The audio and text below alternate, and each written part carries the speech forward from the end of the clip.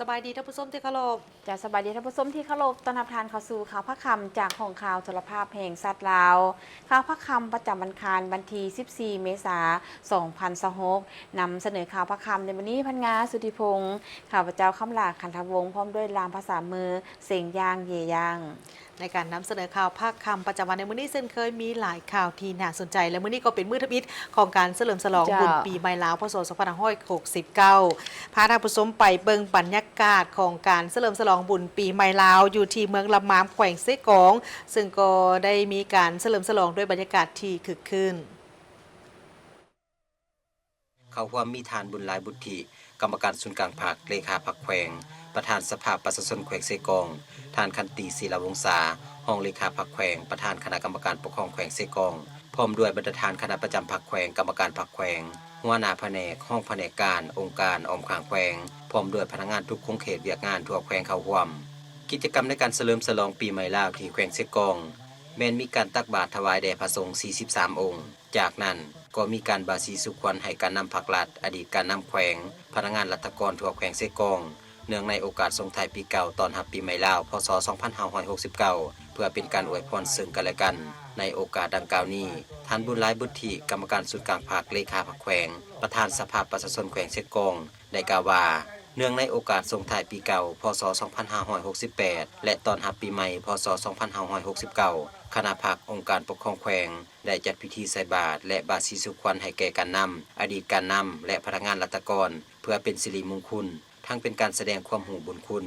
และเป็นการทบทวนคืนถึงผลงานผลสำเร็จตลอดระยะ1 ปีผ่านมาต่างหน้าการนำแขวงและแนะนำส่วนตัวขอนำเอาความสามัคคีอันอบอุ่นความเป็นห่วงเป็นใยอันบริสุทธิ์ผุดผ่องความอยู่ยามถามข่าวอันสนิทสนม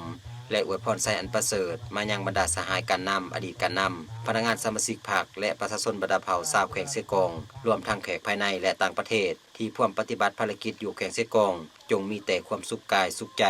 มีผลสำเร็จในหน้าที่การงานทุกประการซึ่งปีนี้แม้นต่างจากทุกๆปีที่ผ่านมาเพราะทั่วแขวงแม้นจัดการเฉลิมฉลองร่วมกันอยู่จุดเดียวแห่งนี้เพื่อเป็นการประหยัดมัธยัติแต่หับประกันมีความสามัคคีที่ลึกซึ้ง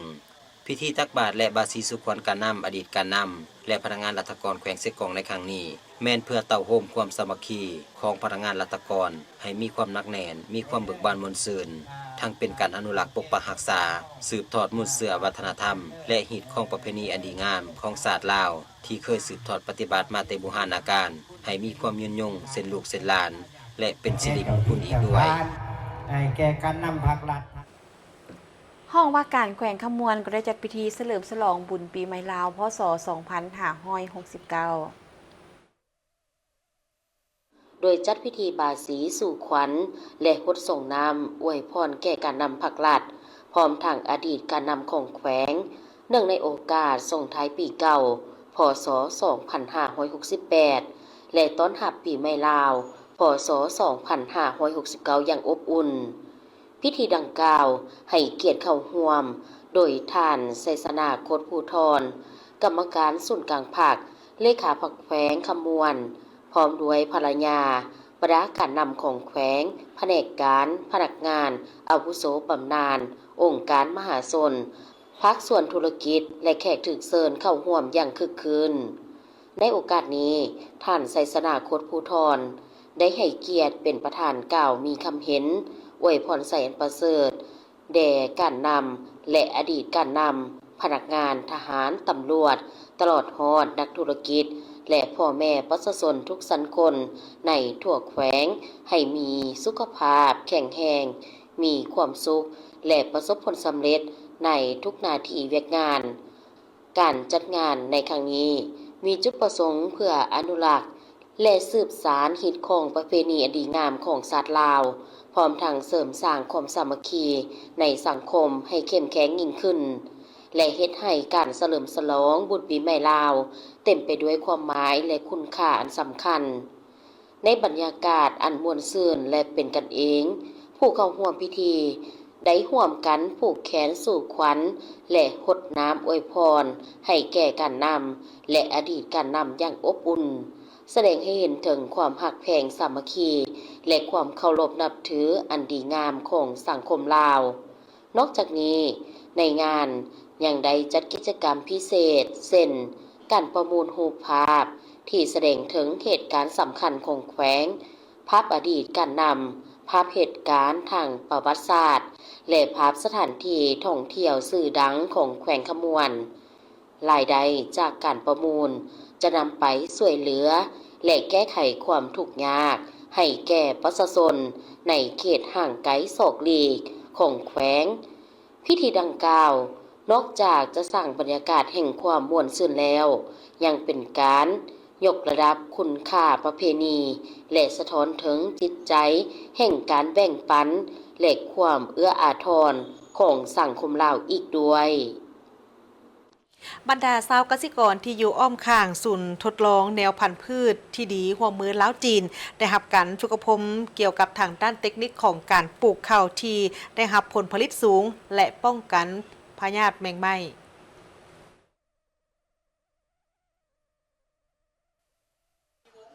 การฝึกอบรมได้จัดขึ้นในตอนเช้าของวันที่ 10 เมษายน 2026 ที่ศูนย์ทดลองแนวพันธุ์พืชที่ดีหัวมือล้าวจีนที่บ้านผลตองเมืองไซธานีนครหลวงเวียงจันทน์ซึ่งมีพ่อแม่ประชาชนชาวเกษตรกรบ้านอ้อมข้างศูนย์และมีวิชาการเข้าร่วม การฝึกอบรมครั้งนี้บรรดาผู้เข้าร่วมได้เรียนรู้เกี่ยวกับบทเรียนด้านเทคนิคต่างๆเป็นต้นเทคนิคการปลูกข้าวนาที่ให้ผลผลิตสูงการป้องกันพยาธิแมงไหม้ในทุ่งนาข้าวนอกจากบทเรียนด้านการปลูกข้าวและการป้องกันพยาธิแล้วยังได้นำเอาบทเรียนด้านการปลูกพืชเป็นต้นสาลีต้นไม้ให้มากพืชผักพืชเศรษฐกิจอื่นๆอีกที่นำมาถ่ายทอดบทเรียนให้แก่ชาวเกษตรกรในครั้งนี้ถือว่าได้ทางศูนย์ของพวกเขาได้มีการจัดฝึกอบรมถือว่าหัวข้อเทคนิคการปลูกข้าวนาที่ให้ผลผลิตสูงแล้วก็การป้องกันพยาธิและแมงไหม้อยู่ในทุ่งนาข้าวเนาะถือว่าตัวนี้เป็นหน้าเวียกอันนึงที่เป็นแผนเวียกประจำปีของทางศูนย์ทดลองในพันธุ์พืชที่ดีหัวมือลาวจีนของพวกเขาเนาะถือว่าแต่ละปีจะได้มีการจัดชุดฝึกอบรมถ่ายทอดเทคนิคนอกจากเขาแล้วจะมีสาลีไม้ฮามากเนาะพืชผักเนาะพืชเศรษฐกิจอื่นๆเนาะเพื่อถ่ายทอดเอาเทคนิคที่มีการทดสอบทดลองเนาะสำเร็จอยู่ในศูนย์ของพวกเฮานี้ถ่ายทอดให้ชาวเกษตรกรเนาะนักสมนากรเนาะหรือว่าชาวเกษตรกรก็จะเป็นบ้านอ้อมข้างภายในศูนย์ของพวกข้าพเจ้านี่จะมีบ้านผลตองลาดควายผลงามโนนแต้ท่าดอกคำดังกล่าวนี้แล้วก็มีนักวิชาการจากศูนย์อ้อมข้างเนาะจะมีทางศูนย์คนคว้าเข้าและพืชเศรษฐกิจเนาะจะมีทางมหาวิทยาลัยโรงคำสร้างเนาะแล้วก็เกษตรนาบงเนาะจะได้เป็นเข้ามาร่วมในการจัดฝึกอบรมนี้เนาะผ่านการจัดฝึกอบรมเนาะนักสมนากรได้ให้ความสนใจเนาะลักๆและแม่นบ่เรื่องการนำใช้แนวพันธุ์เนาะเพราะว่าแนวพันธุ์ที่เคยใช้อยู่ในบ้านเฮานี้ส่วนใหญ่จะเป็นแนวพันธุ์ปรับปรุงเนาะฉะนั้นผลผลิตมันจะบ่ได้แนวพันธุ์ค่อนข้างจะสูงเท่าแนวพันธุ์ที่ว่านำเข้ามาจากต่างประเทศเพราะว่านำเข้าจากประเทศจะเป็นแนวพันธุ์ที่ว่าลูกผสมผลผลิตจะสูงเนาะกว่าแนวพันธุ์ปรับปรุงของพวกเฮาแล้วก็นอกจากแนวพันธุ์แล้วเราเกษตรกรบ่เรื่องสนใจว่าเรื่องการบัวระบาดรักษาเนาะ1มาการให้น้ำเนาะการป้องกันพยาธิแมงไหม้การใส่ฝุ่นแต่ละระยะการเจริญเติบโตเพราะว่าการปลูกข้าวเนาะตั้งแต่มือเอาเกี่ยมกาเนาะตกกาแล้วก็ฮอดมือเก็บเกี่ยวระยะการให้น้ำใส่ฝุ่นจะมีการแตกต่างกันไปแต่ละระยะผ่านการฝึกอบรมในครั้งนี้ได้เฮ็ดให้ชาวเกษตรกรได้เรียนรู้หลายบทเรียนในการปลูกการบรบัด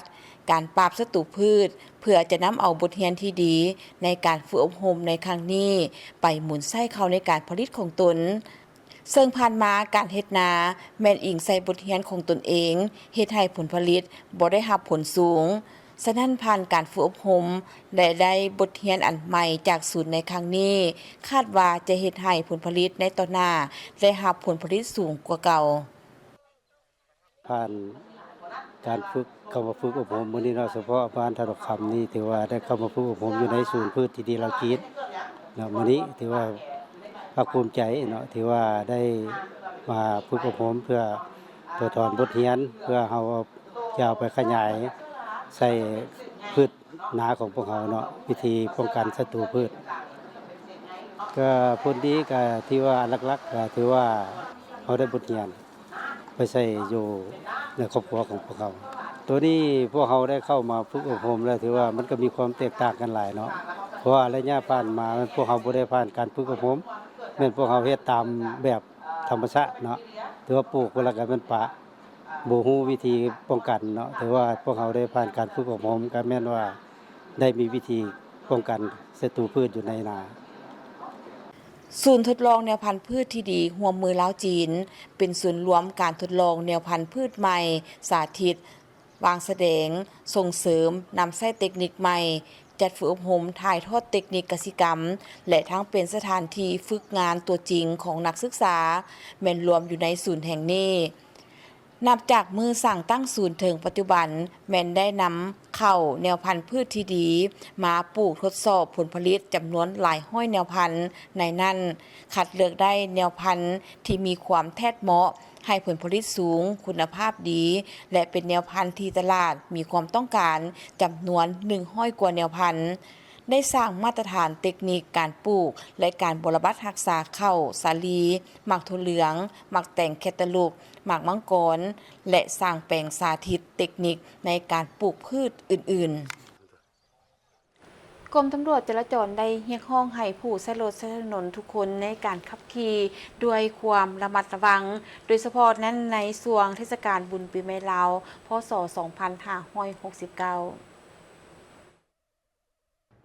ในการแถลงข่าวผ่านมานี้หัวหน้ากลุ่มตำรวจจราจรกระทรวงป้องกันความสงบพันเอกคำสอนศิลาวงศ์ได้กล่าวถึงมาตรการต่างๆที่ถูกออกแบบมาเพื่อลดพรอุบัติเหตุทางถนนและการเสียชีวิตในระยะเทศกาลปีใหม่ลาว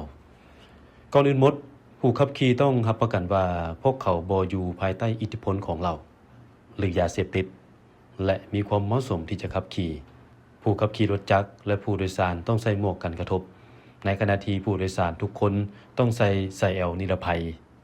นอกจากนั้นผู้ขับขี่รถควรตรวจสอบยานพาหนะอย่างละเอียดก่อนการเดินทาง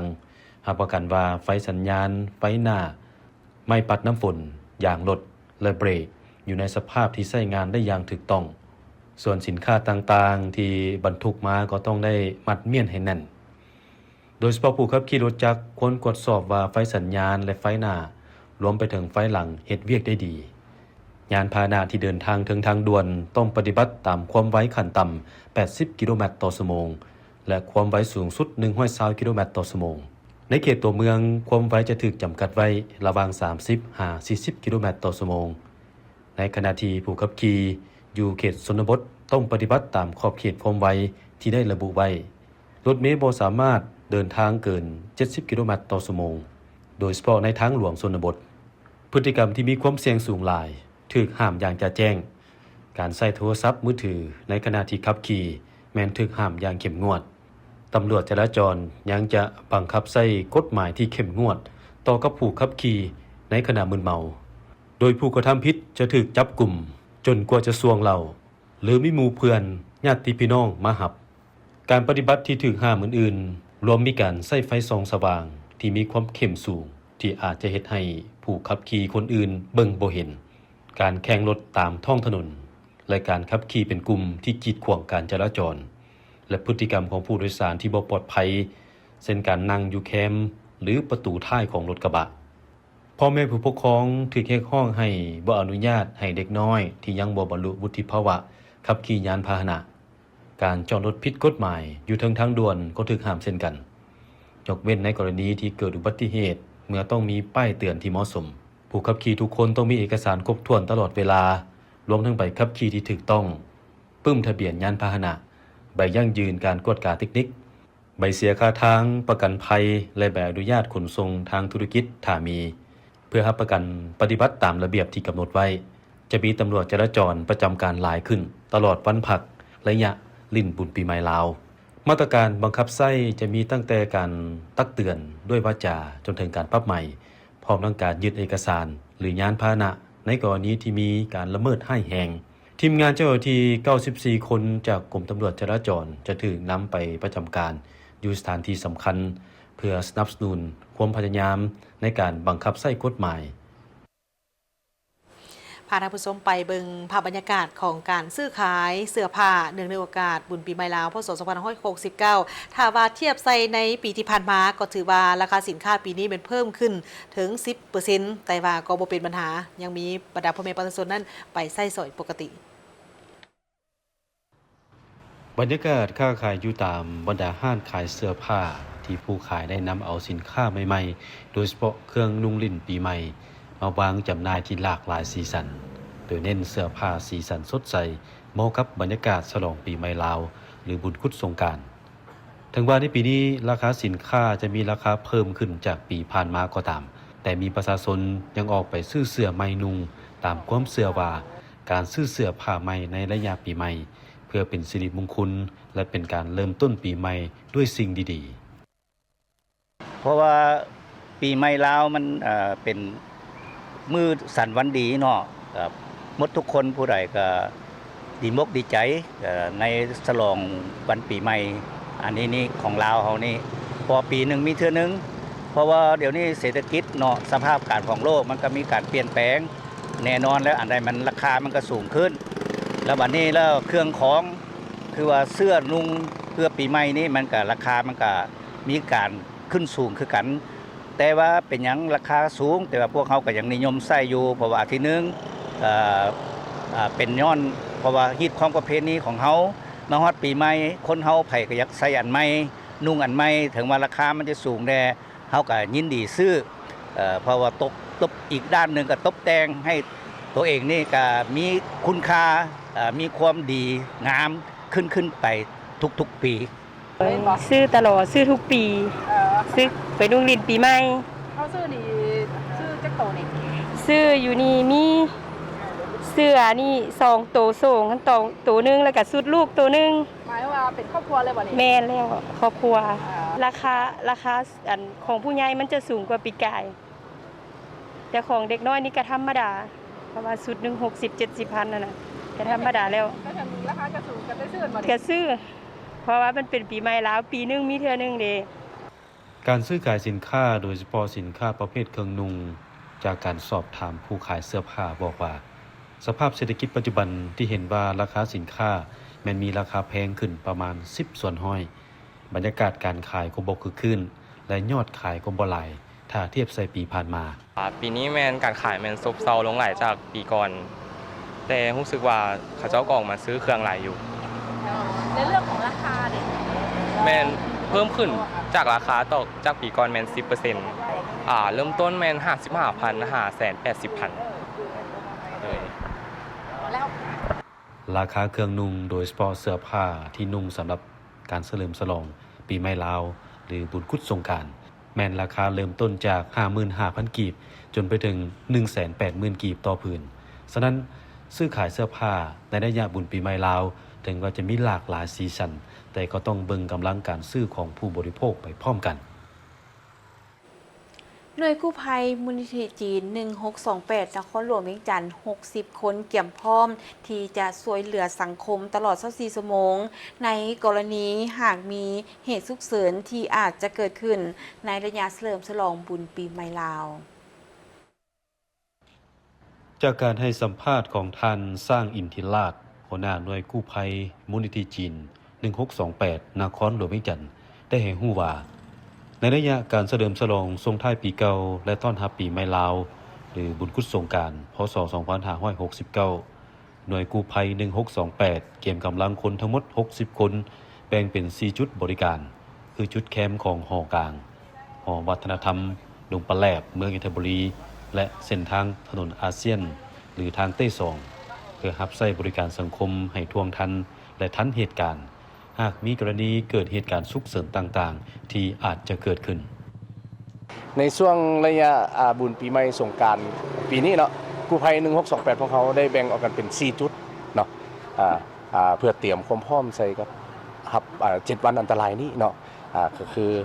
จุดที่1แม่นศาลเจ้าปู่ย่าหอกลางแคมป์ของจุดที่2มันอยู่เส้นทางเต้2ทางไอเดียเนาะคันขนส่งไอเดียจุดที่3แม่นหอวัฒนธรรมเนาะจุดที่4แม่นอยู่บ้านดงปะแลบเส้นทางดงปะแลบไปดอนแดงนั่นเนาะจำนวนคนของพวกเขาเนาะมันปีนี้มันมีความพร้อมสูงเนาะนำไส้ทั้งหมด60 สหายเนาะแบ่งออกเป็น4จุดใหญ่เนาะเพื่อรองรับเหตุการณ์ต่างๆส่วนรถนี่มันพวกเขามีรถฉุกเฉินเนี่ย4คันรถมอเตอร์ไซค์นี่มัน3คันครับ ปัจจุบันสภาพเศรษฐกิจโดยเฉพาะราคาน้ำมันเพิ่มขึ้นแต่ทางหน่วยกู้ภัยก็ยังให้การช่วยเหลือสังคมพร้อมเดียวกันนี้ยังเรียกร้องให้ทุกคนที่มีส่วนร่วมถ้าการพบเห็นกรณีเกิดขึ้นเช่นว่าอุบัติเหตุตามท้องถนนอัคคีภัยหรือเหตุการณ์อื่นๆให้ช่วยแจ้งเหตุฉุกเฉินหาเบอร์โทรศัพท์1628โดยด่วนเพื่อเฮ็ดให้หน่วยกู้ภัยไปถึงบ่อนเกิดเหตุทันเวลาน้ำมันแพงก็เป็นเรื่องนึงเนาะแต่ว่าชีวิตคนบ่ทรัพย์สินบ่ไม่อย่างนี้ต้องเป็นมาก่อนเนาะพวกเขาก็ได้ระดมกันเนาะหลายภาคส่วนละซอยกันแต่ว่าพวกเขาต้องได้ออกทุกเหตุที่ว่าได้รับแจ้งมาเนาะเพื่อ1แล้วมันกู้ภัยเฮานี่มันต้องสำคัญเป็นเวลาเนาะต้องไปฮอดคนเกิดเหตุนี่ให้ไวทวงทันเหตุการณ์ขอวอนพ่อแม่ประชาชนเนาะที่ใช้รถใช้ถนนเนาะหากเกิดเห็นรถฉุกเฉินรถอัมบูลันซ์หรือว่ารถมอเตอร์ไซค์เนาะให้บรรดาท่านชะลอความไวและแอบเข้าข้างเพื่อให้พวกเขานี่ได้ไปฮอดสถานที่เกิดเหตุอย่างไววาเนาะเจ้าเพื่อหลีกเลี่ยงอุบัติเหตุจากการเกิดขึ้นเช่นว่าอุบัติเหตุตามท้องถนนในระยะการเฉลิมฉลองบุญปีใหม่ลาวขอให้ทุกคนจงมีส่วนร่วมในการปฏิบัติกฎระเบียบจราจรหรือดื่มสิ่งมึนเมาเกินกำหนดถ้าเมาแล้วบ่ควรขับขี่ยานพาหนะทางนี้ก็เพื่อหลีกเลี่ยงอุบัติเหตุหากเกิดขึ้นแล้วก็จะส่งผลเสียหายทางทรัพย์สินสุขภาพถ้าให้แห้งอาจเสียชีวิต